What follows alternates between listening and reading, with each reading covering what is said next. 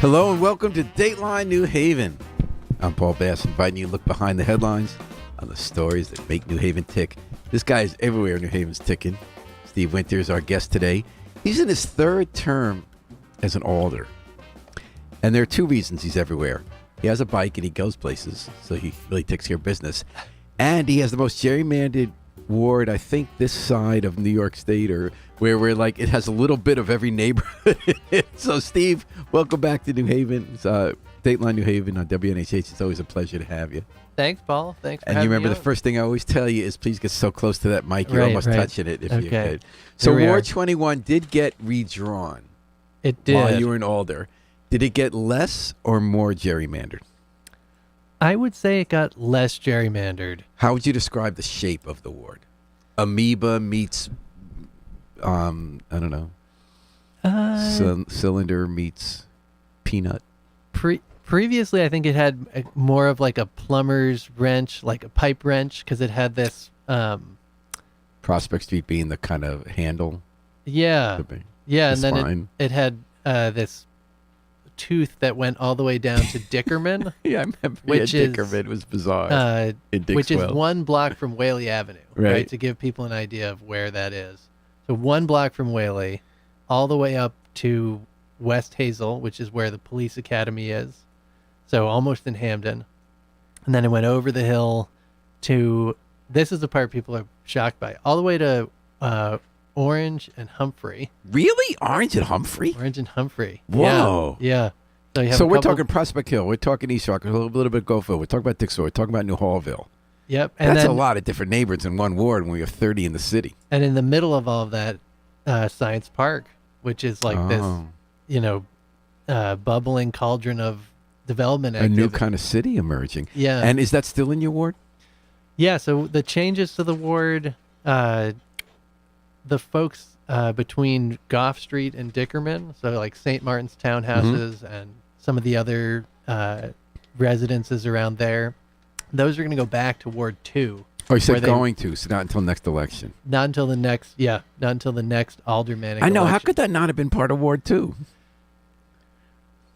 I won't ask. You weren't there. I wasn't around, but I think the general logic was that population had to shift east because there was big increase in Fairhaven. But then they always decide, I want this voter or myself to remain in the ward. I know that's always part of it, yeah. But so that'll go back to Ward 2, which I think makes sense and helps make Ward 2 more whole. Mm-hmm. That's been Alder Douglas's stomping grounds for a while.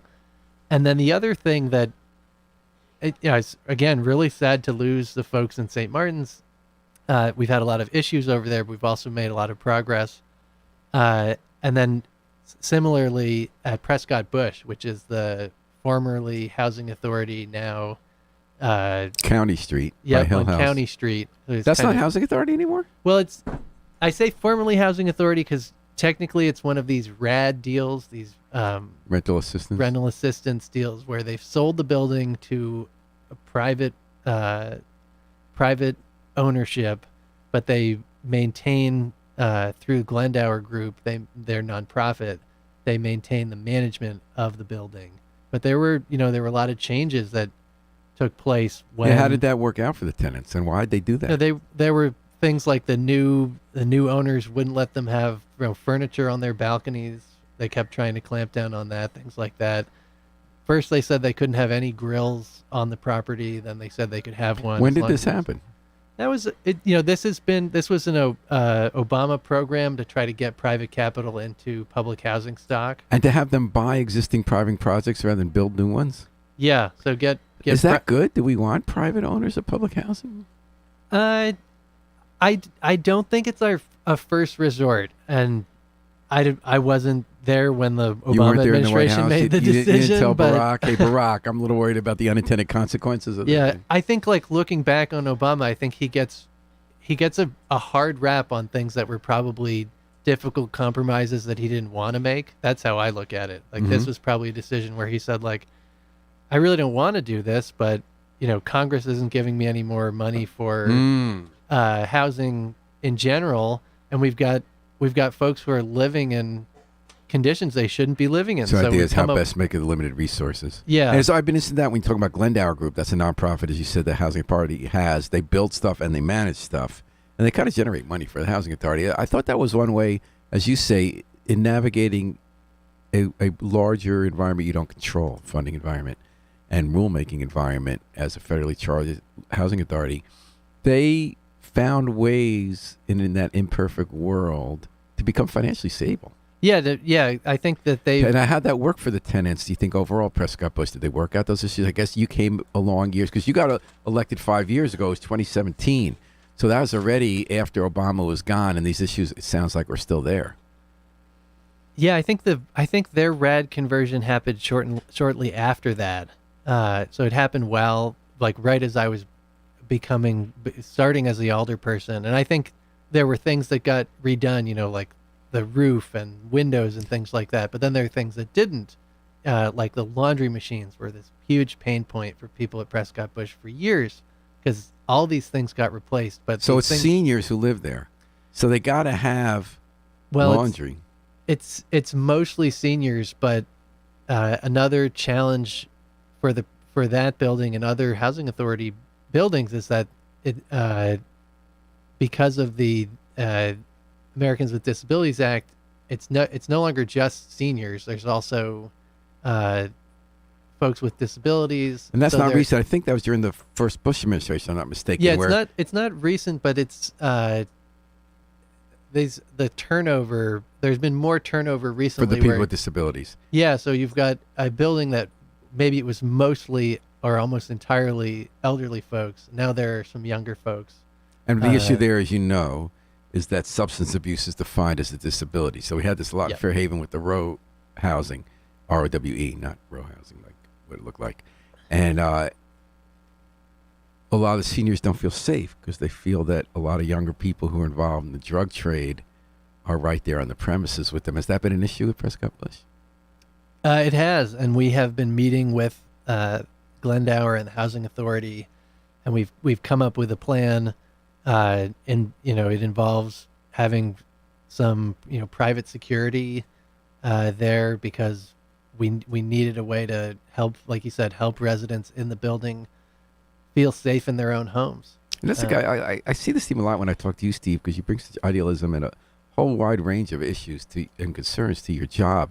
So I'm guessing, tell me if I'm wrong, that it's very important to you that people struggling with addiction get help and get places to live.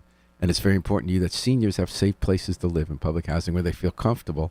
And here's a case where they clash, right? You want the seniors to not feel comfortable with the young people with drug addiction and the trade in their housing, and the people there need a place to go. How do you navigate that as an Alder? Well, I give the Housing Authority a lot of credit on this, and that the meetings we've had, they've really been firm in saying, look, this is our charge, and we're here to help everybody, and for folks who are having issues, we're going to do everything we can to try to get them counseling and services. So they have set a good tone with folks who are upset about this. And it's still hard for a senior. Says, I lived here a long time. I don't feel safe now. It's not that I'm against people who are struggling, but even if you're doing everything right, my life isn't as good as it was. Yeah, especially if you've got traffic in the building, transactions in the building, drug use in the building. Is that also taken out of your ward now? Yeah, so that if you looked at Ward 28, it's Beaver Hills. It's the other side of Hill House High School. Right. So it was Alder Abdusaber, and now it's Alder Ficklin. They had like a nice kind of rectangular shape there, except for Prescott Bush. So again, we're trying to rationalize that. So whose is it now? Yours or theirs? Prescott Bush will be in Ward 28. And that's where it was when I started writing about Prescott Bush, when Elaine Braffman was the Ward 28 Alder from Beaver Hills on that other side in the 80s. So I guess things have a way of coming back full circle. What got added to your ward? That's a great question. So the other thing that got subtracted was the part of the East Rock section between Whitney and Orange. So those blocks are going to be going into Ward 7. That makes sense. Which does make sense. And the incredible shrinking ward. So you're not a plumber anymore. What are you going to be instead of a plumber's hand tool? I don't know. Maybe it's sort of like a stretched out Pac-Man. Maybe there's still kind of this like mouth that opens up. um, around Ward 20. But the great thing about that is, right now in the even years, folks are voting at 4 different polling locations. So and that's because the state districts don't match our local districts. Roland Lamar and Senator Looney for the folks who are all the way over past That's terrible Whitney. because it's hard enough to get people to vote, and this is one of your big issues. It's so confusing. They have to go different places every year. Yeah. And they really don't have a ward. Is that going to change at all with this redistricting? Yeah. So is that one of the goals? Yes, I think there's still the polling locations have to be reset by the registrar, but I think it's an opportunity for those folks on the east side of Whitney to have one polling location. So you think you'll be down to 3 now? I think so, yeah. So what'd you get added? We picked up the blocks on between Winchester and Prospect, from Munson down to like the Whale, that kind of section of Dixwell. So it's expending something that did exist. That was kind of your area, because on the other further down Prospect, you went down to Winchester. Yes. Yeah. So is this better? Does it make more sense? I think it makes more sense. Yeah, the ward is more compact. We should have people voting at fewer polling locations in the even years, and you have less of these things that really bug people where they're looking across the street at a neighbor who they talk to all the time who's in a different ward. There'll be a little less of that. That's kind of interesting. We're talking to Steve Winters, the Alder from Ward 21. He's in his 3rd term, and you really have both sides of Prospect, but now you're more on the side that is featured in a new book by Nicholas David Out called The Other Side of Prospect, about how that's a dividing line between elite Yale on one side and hard-hit New Hallville by a lot of social challenges on the other side, urban challenges. Did you read the book? I haven't read the book. I would like to get my hands on a copy. I recommend it. It's really good. Yeah. I'll see if we have, before you freely, let's see if we have a copy around. That would be awesome. Yeah, I mean, it feels like it hits close to home because it. Then again, you're on the ground, so you see it all the time, Steve Winter. Now, one thing I want to talk about, Steve, and think about I love talking about all issues in town because you get involved both on the ground in very constituent-oriented issues. You mentioned St. Martin townhouses when they had flooding and people had to be really coded and they're fixing it. You were right in that. You just talked about Prescott Bush, which I wasn't aware about. I'd love to see us write about what happens when that ownership gets transferred and more of the younger people come in with disabilities in a senior housing facility.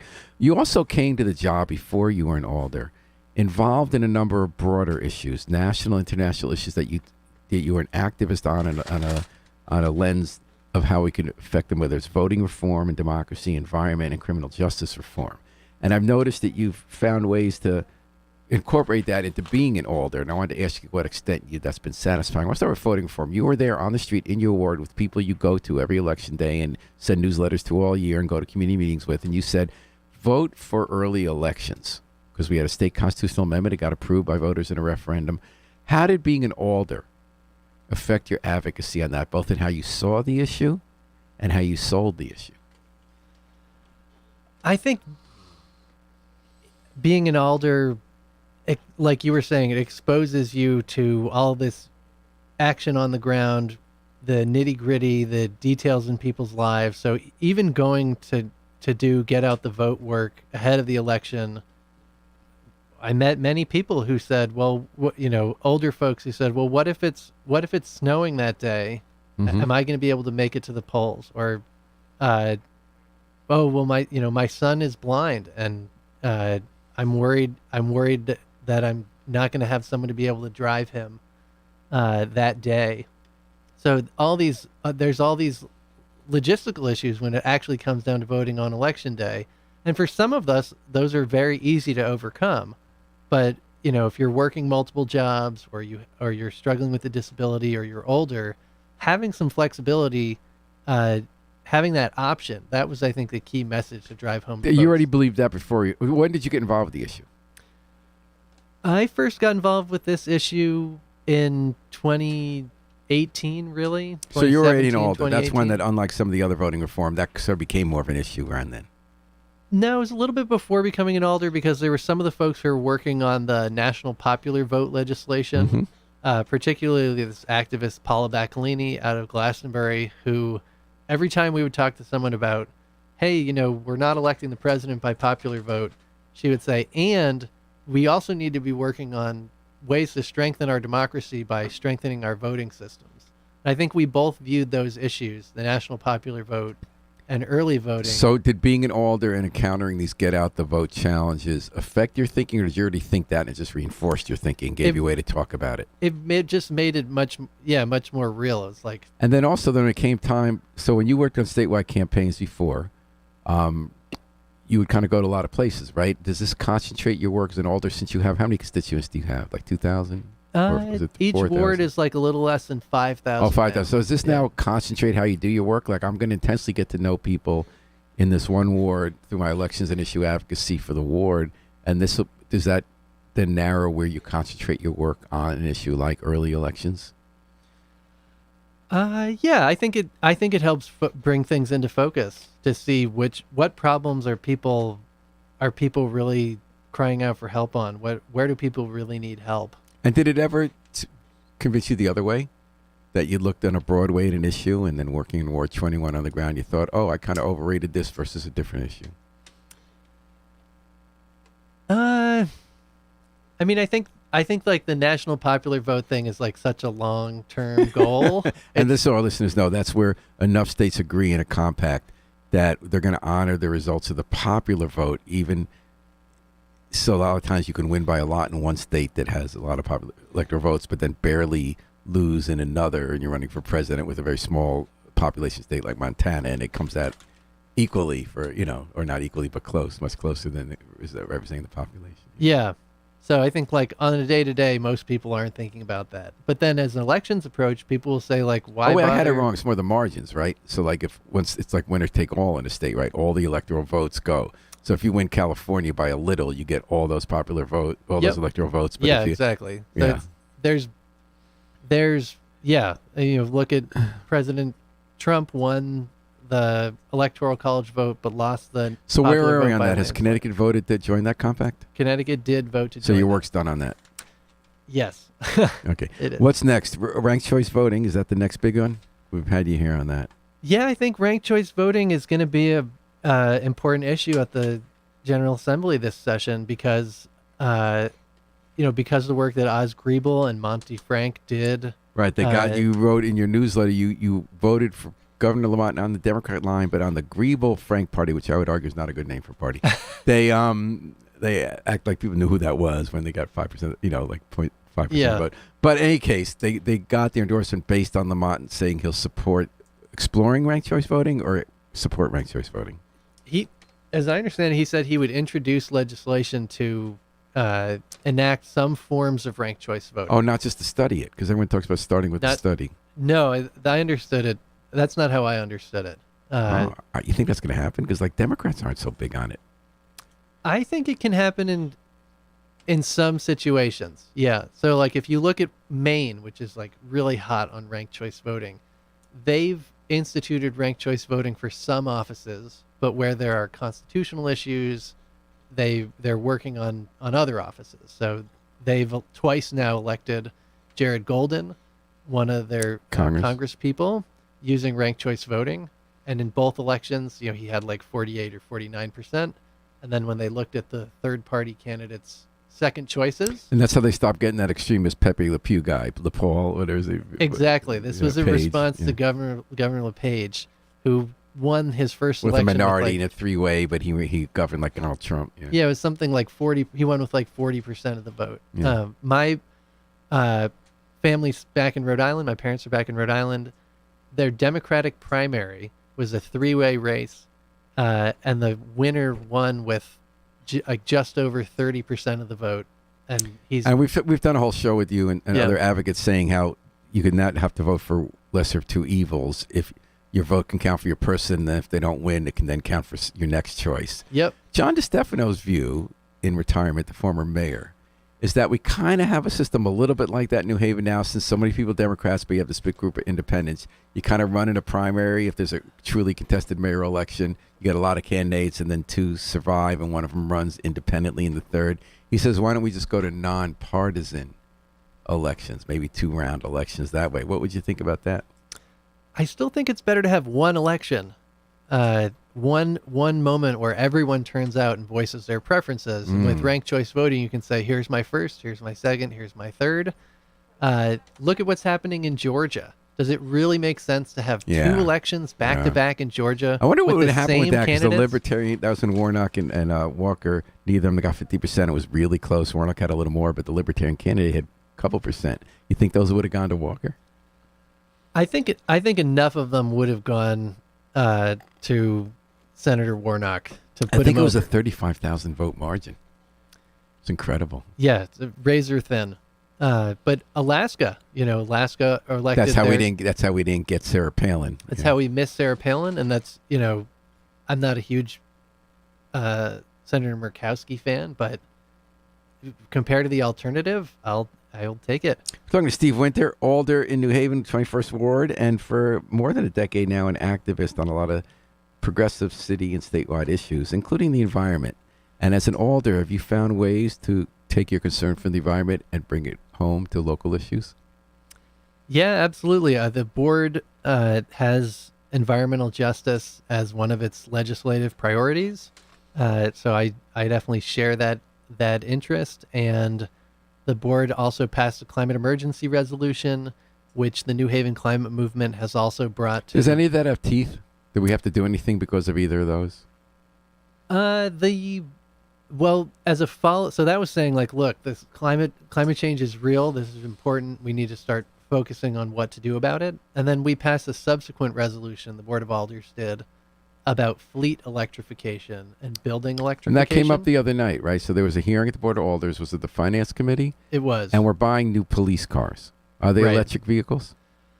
No, the proposal before the Board of Alders would be to buy Dodge SUVs. What? 8 Dodge SUVs. For who? For supervisors? For supervisors, for the Bureau of Investigations. Identification? Identification, thanks. Mhm. Who have a bunch. And then in that case, I think, having a larger vehicle, if you have all this equipment for identification. Are there electric vehicles that are larger?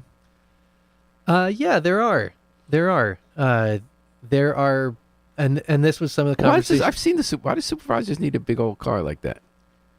Yeah, I think that's a good question. I mean, I think the, logistical argument as well. They're going to be in the weather, but so are all the other squad cars, the sedans. So I think that in some cases, like with the Bureau of Identification, where you're lugging around a lot of equipment, that makes sense. But I think smaller. So what's going to vehicles- happen with that? Did you guys vote to approve it? Well, it was part of a larger package, including the bulk of the money was for fire engines, three fire engines, and fire hydrants. So we've got a lot of rusted and just non-functional fire hydrants in the city, over 100. And so the board did vote to approve that, and the chair of the committee, Alder Marchand, said he would be following up about the idea of looking at an electric vehicle or a plug-in hybrid, as a test case. And I think that if you look at what For what? For the supervisors? Yeah, for the I police. still don't get why that needs a test case. Don't we know they're just driving around? What do they need some big old vehicle for? I think with something like this, it does make sense to get a couple of vehicles to test things out, just because of the duty cycle of a police vehicle. You mean it lasts longer if it's bigger? What's that? You mean it lasts longer if it's bigger? What's a duty cycle? Oh, I'm saying like if you drove to work today, you probably drove downtown or somebody. I took a bus. I mean, I walked actually. Okay, I took my bike, but someone who drove downtown, they probably drove to work and they're parking their car for 8 hours and they're driving home. A police patrol vehicle, is going to be in use almost constantly throughout the day. So, there are questions with. So they weigh out more. You want them to be. Are electric vehicles less sturdy? Do they last less than? No, it's more big ass SUVs. If you're running them around constantly, how and where do you recharge them? Where to recharge is one question. But I think for a supervisor, like a district manager, I think that's less of an issue because they're not necessarily out constantly. And even for the guys on patrol, we know that they spend a lot of time, writing reports about. So why can't incidents. we invest in twice as many for a longer term? Although I guess you want updated models, and have half of them charging and half of them on the road. Yeah, I think that you probably won't need twice as many, but you probably will need some in rotation. But those are the kind of things where if you got a few to try this out, you could start to figure out, okay, where are we doing this? But I think that, well, two things. One, you do need to invest in some charging infrastructure, because if you have the right charging infrastructure, you can get most of your charge back in like 15 or 20 minutes. And so that's not as big a deal, right? If you go to, let's say we put charging stations in all the substations. Somebody goes, and have them there for the public too. Yeah, you could have them available. These substations, yeah. You could have them available to the public. You could have them available to other city departments. So if you put in these charging stations at neighborhood substations, an officer could come there, write a couple reports, juice up on their battery, and then they're good for the rest of the day potentially. So New York City just bought 184 Ford Mach-E vehicles, and the majority of those are going to be going to the police. And where are they going to charge them? Actually, it's a good question. I don't know what their charging plan is. Is your day job, Steve, still working in environmental activism? Yes, it is. So what are you doing these days? I just want to say one more thing about EVs, because like you said, we'll probably need to get a few more of them up front, and they are still more costly than gas vehicles. Like the Mach-E, the police department's talking about spending $50,000 on these Dodge SUVs. The Mach-E's that New York is getting is $60,000. But the city did a utilization study, and other cities have done studies of vehicles that they've bought, and you're going to make that money back in the first like 3 to 5 years on gas, oil changes, filters. You don't have any of that. There's enormous savings. There's a real fiscal argument to the reduced operations and maintenance expenses of moving to electric vehicles. So even though you're investing that money up front, you're going to make it back really, really quickly, and definitely recoup it over the life of most vehicles. So, and what is your day job? I've been working at a company called Catalyst Cooperative. You did that before? You've been there for a while, right? Yeah, for a while. And we gather information about the electricity system, most of it published by the federal government. So places like the Environmental Protection Agency or the Energy Information Administration. So they publish all this stuff about, the power plant on the harbor. How much does it pollute? How much electricity does it generate? How old is it? What kind of pollution control equipment does it have? And we kind of clean all that up. It's kind of a mess when the federal government publishes it. And once it's cleaned up, we republish it, and then advocacy organizations like the Rocky Mountain Institute, what it formerly called, now called RMI, or Energy Innovations, they're like a national think tank on energy issues, can take that processed information and it's ready to go for them to say, hey, we could move the grid to all clean energy by 2035, or we could shut down coal plants in these states. So are you a nonprofit? We're kind of a hybrid. We're a worker cooperative. We're a worker-owned business. How do you make revenue? People pay you for the reports? Yeah, so some of it is grants that are run through a fiscal sponsor. So building this underlying infrastructure, this sort of data resource, if you will, that other organizations use. And then other projects are working with an advocacy organization or a public policy group that wants to take the data and try to answer a question. I see. In general, I think you'd want to put the data out for everyone to have free. All the data. But it sounds free. like sometimes it's a very tailored job. Someone hires you to help go further with it, so maybe you could charge them on that. We're always trying to make the data more accessible, but even if you make it really easy for someone to download, play around with in Excel, there's still going to be more questions they're going to want to answer that they're going to want. So what have you concluded recently about that? Can we go to wind power? Is that realistic? Like Bridgeport, UI's trying to do in Bridgeport, and their parent company Iberdrola is doing such a big way in Spain. Do you think different parts of the country need different kinds of power? How quickly can we move to renewables, and what kind do you see on the horizon? Yes, I think the short answer is yes. We can move an enormous amount of our electrical generation in the near term to wind and solar. And offshore wind is a great investment for Connecticut to be making.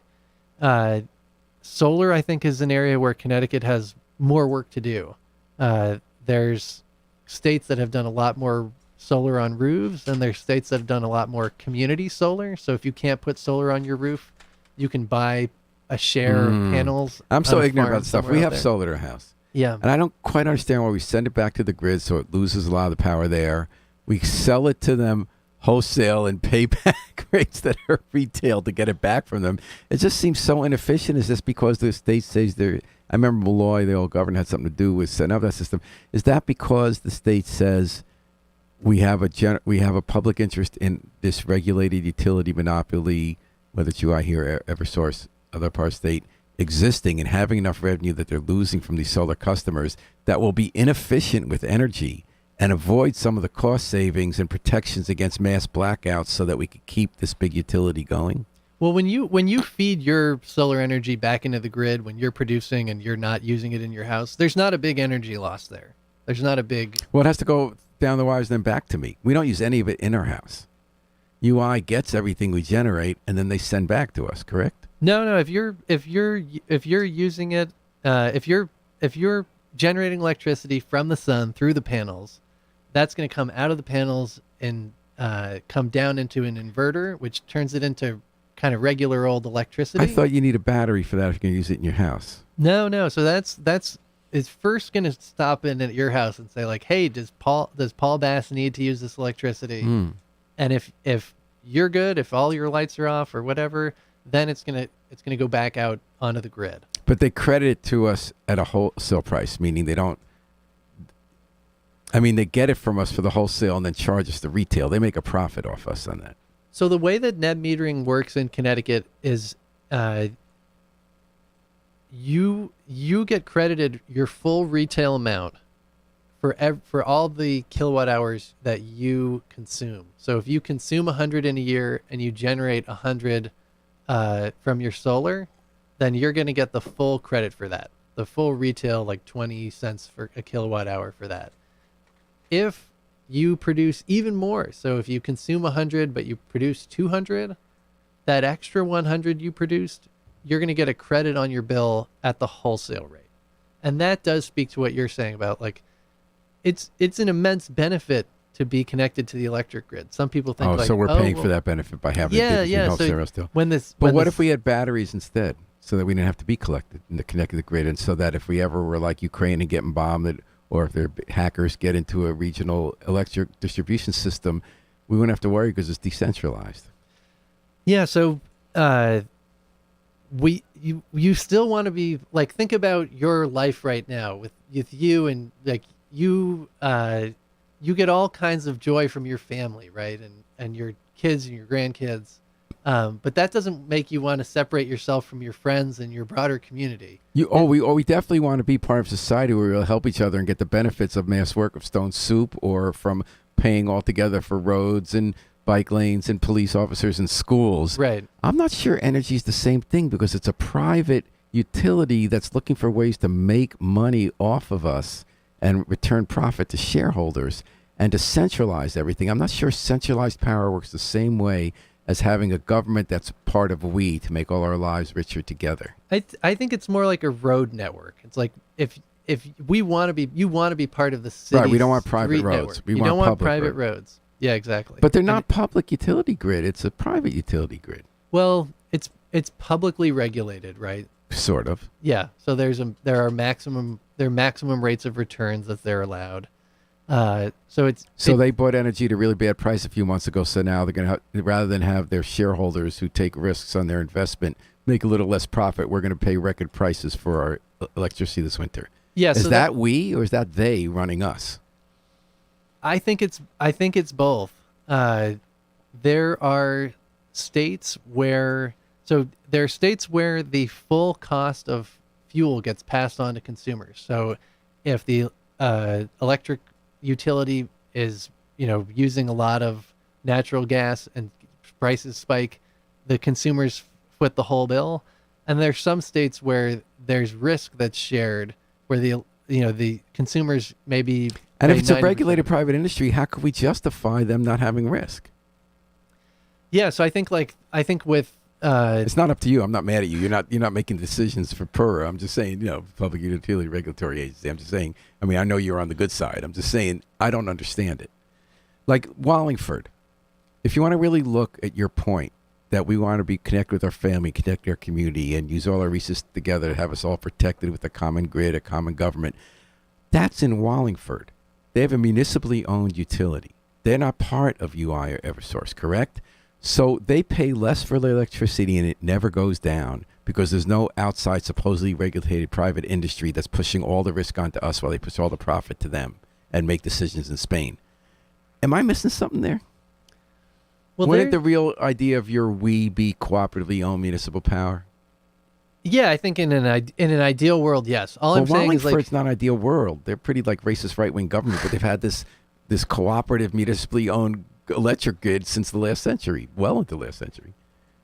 What I was pushing back on is this idea of like, well, if we get solar panels and batteries, we don't need the electric grid. So it's a little bit survivalist, and you're saying that doesn't help everybody. That's not. But what if you had pods? What if you had communal pods just because of hacking and the dangers and the electricity that's lost on a grid, sending it through transmission wires distances? Don't you lose some? You lose a little, not a lot. Yeah, I think like having resiliency and sort of grids within grids. But you're saying have protection, have backup. Yeah. So there's disasters, we help each other. Yeah, I think that's more of a you having those microgrids within the grid is definitely a really good thing for resiliency. Absolutely. But I took your rabbit hole down that just because you know so much more than I do. I was really interested to hear about it. Steve Winter and Alder from 21st Ward, where there is electricity and there is a grid. Talking here on Dateline New Haven about all the way that his national and statewide activism has played into his roles in Alder, in addition to the nuts and bolts grassroots attention he pays to problems at individual constituents' homes. Criminal justice system, that's how he first came on the scene in New Haven with a raid downtown and community policing and accountability. How have you felt that being at Alder's helped you with that? Do you feel we're in a good place? Did we handle this Randy Cox mistreatment issue right? Is the department in a good place, do you think? Yeah, I think one of the issues I was really interested in coming on the board of Alders was the Civilian Review Board. And that's been a little bit of a cluster. Yeah, I think like in the plus column, the review board was set up. It's voiced its opinion on disciplinary actions to the chief. They've had some great reports, by the way. We found out about some instances we wouldn't have found out about with some really good debates. Yeah, so I think like there's definitely value in it. I know some of the folks on the board, they're really committed. They're doing really good work. I think that there's much more work to do, more follow-on work to do. Is there still that problem? Like the reason it got defunct the first time around was because people just weren't showing up to meetings and then spots weren't filled. I know some people quit because there were personality problems and time pressures. Are we getting enough meetings, enough people? Is there enough time for people to work on this? I think that is still a challenge. I think they're still functioning, but I think that is a challenge. And, I also think there's been questions raised about what's the purview of the CRB. Can it really do its own investigations? And to me, that legislative intent was really clear when we set it up. That's like, task number one. But the city doesn't see it that way. And so I think like there's a need to reconvene the folks from the CRB and the board and work on resolving that. So you remember my grumpy old man, been here way too long, feeling about the whole thing? Is that the police commission already has subpoena powers. 1977, They did the best independent investigation of policing in the history of the city, which was the legal wiretapping case. You have to have the political will. You have to have commissioners who are empowered and capable of being independent investigators of the police. But they already have more power than CRB will ever have. They're allowed to investigate. They have access to do it, and they have legal subpoena power. And they already have one group of people we're asking to show up to meetings, and they generally do. But they're not always the right people to be tough on the police, although we have some excellent people right now. Why wouldn't we want that to just become the CRB? Or a committee of the police commission with that subpoena power? Yeah, I think it gets down to this idea of like this independent review board and seeing that there's a value in this independent But review why can't board. that be independent too? In both cases, they're appointed by politicians, right? Alders and mayor appoint the CRB. Mayor appoints but elected by the people, the police commission. So- Right. Yeah, and then that goes through the board of alders. I'm not saying that the one approach is necessarily better than the other, but I do think So you're not a cranky old man. It has to be one way, the way it used to be, and it shouldn't change. And all these young people with their new ideas should just like do the way it's always been done. I mean, I think when we set up the CRB, that I thought that was one of its main charges. So I think it would be good to follow through on that. So you did follow through on one of your constituents, and Guy Robinson wanted to dedicate a corner. The corner we're sitting at this very minute, Steve Winter, Orange and Elm. You've been on the air about this. You wanted to name a corner after the first black woman to live in New Haven, Lucretia. And what happened? Did you convince your colleagues? Is it going to happen? Yeah, the board was very supportive of this. We had a hearing at the City Services and Environmental Policy Committee, and the full board passed it at the beginning of the month. So that's good. And actually, I did know the answer because you brought in the mock-up of what it's going to look like today into the studio. When is it going to go up? I don't know yet. It's looking like early next year. And do you get a lot of satisfaction from that? How does that figure into the frame of mind of Steve Winters, who works very hard at both constituent service, big issues? This is symbolic. What's the value you feel from the work you put into this? So I like to ride my bike a lot, and I like going up and down the canal trail. And one of the things I love most is the work that Mayor Harp and Alder Morrison did to have the statue of William Lanson installed on the canal line. Yeah. It's wonderful. And I think that type of symbol is hugely important in terms of like the public the way that we use public space to tell a story. Like those great Ninth Square and the sidewalks, the plaques, the people who worked and lived there. The Stars of Fame. I think that's wonderful. And I think that it says something about who we are as a city and how we tell our own story. Whose lives we value. Yeah, and what we value. Yeah, and so I'm with you on that, Steve. When Dr. Robinson said she wanted to tell a story about a woman named Lucretia, who was the first black person to live in New Haven. She was a slave of the colonial governor, the first governor, I never get this one right, Theophilus Eaton. That's a tongue twister. Yeah, and she helped manage his household right here on the corner of Orange and Elm. It was different because it's not in my ward, right? It's in a totally different ward. So we had to check in with Alder Sabin and Alder Guznet. They were very supportive and helped with the petition. How were you the one? gathering. Because she's your constituent. Yeah, so Dr. The person Robinson's driving is your my constituent. constituent. Steve, charter visit's coming up first time in 10 years. Your first bite at it is in Alder. Are you, I understand the board majority, is it, or just the mayor and the president want to now move to a 4-year term, which is something that was quashed 10 years ago, the last time we had a chance to revise our charter. What do you think about that? I think it's a 4-year term for mayor. Yeah. Yeah. Not Alder. Yeah. I think it's a good thing. I really do. You always hear about like our members of Congress who have to spend all this time on the phone fundraising and working on the next election every 2 years. The like life cycle is really short to actually be focused on just doing the work of. Think about how government. Toni Harp could have done if she didn't feel a need. Not that you have to say you have to do this, but she wouldn't raise taxes one year because she was running for re-election in 2017. So then it all got piled up, all the debt, and she raised it 11% the next year, and that was a killer. I mean, that ended her career. Yeah, I think that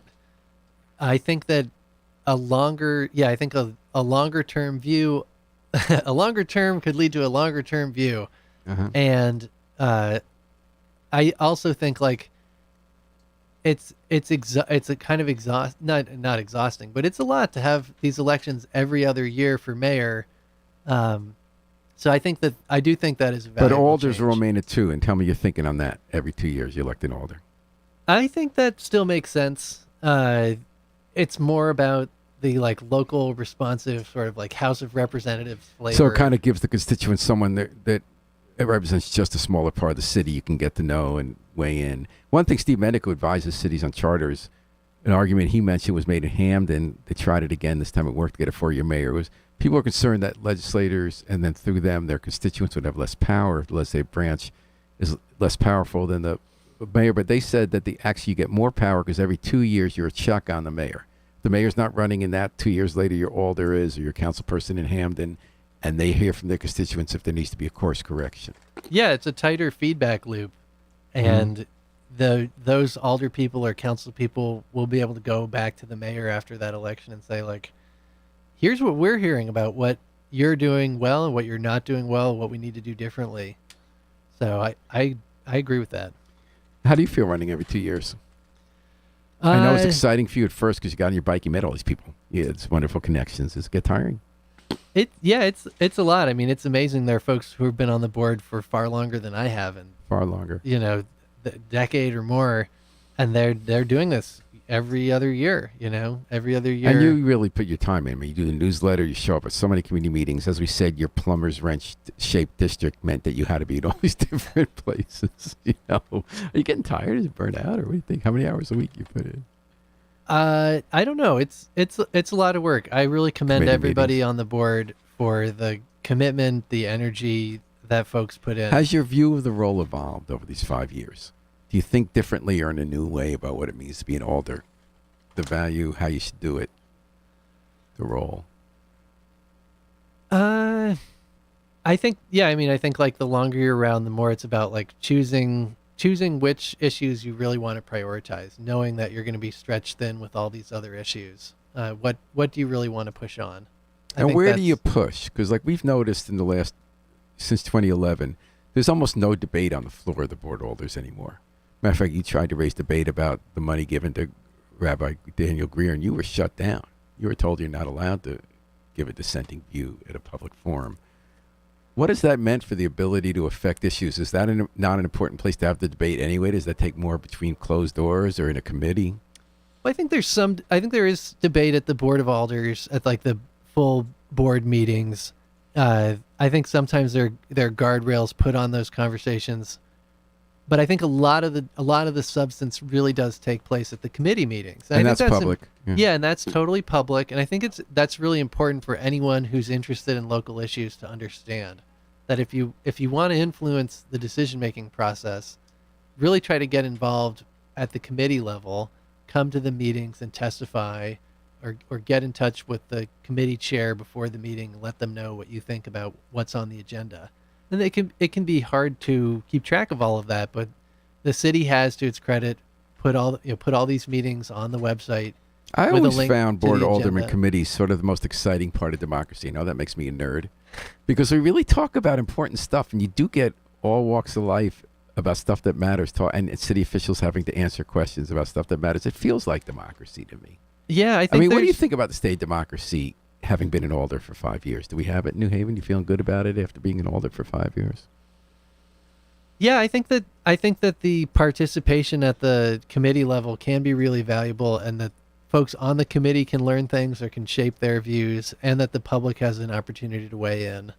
I think thinking about the charter revision and like the state of democracy in New Haven. I mean, I think that the citizens elections program is a valuable piece of our democratic machinery here. And we're talking about make some changes to it, right? There was a vote last night at Democracy Fund. Yeah.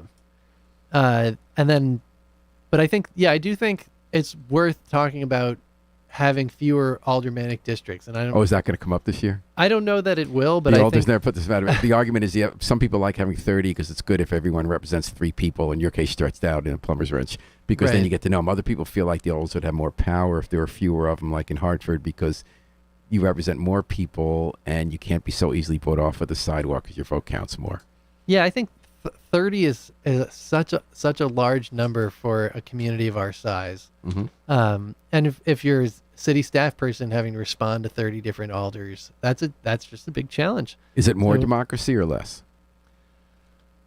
I think in some ways it's more democracy because it's folks in theory are more accessible, but I think if you had smaller districts, you could still have that same level of access. So is there going to be a proposal suggested in charter revision for fewer districts? I doubt it, but I do think it's worth raising the issue. And I think that, like you said, it would help those alders focus their energy more. And I think that you might have more contested elections, which is something that like an incumbent legislator might not be talking about. But I think that that's really important in terms of increasing our local participation in elections. So, Steve Winter, you having fun still? Yeah, absolutely. It's been really fun being involved in the city. Well, it's very fun when you come in here and talk to us because you got your finger kind of in everything instant going on in the city. So I really appreciate, and I also love your younger perspective. I kind of feel like you help me see things through new eyes. So thanks for coming on Dateline New Haven, Alder. Steve Thanks Winter. for having me on. I want to thank Harry Droz, who's the miracle man behind the controls, has us on so many different platforms that they are inventing new multiverses in the course of every episode. We're going to take it out with the Afro-Semitic Experience performing I Wish I Knew How It Would Feel to Be Free from the group CD, A Plea for Peace. This is Paul Bass inviting you to fly free with us all day, all night, and all weekend long at WNHH, New Haven's home for community radio.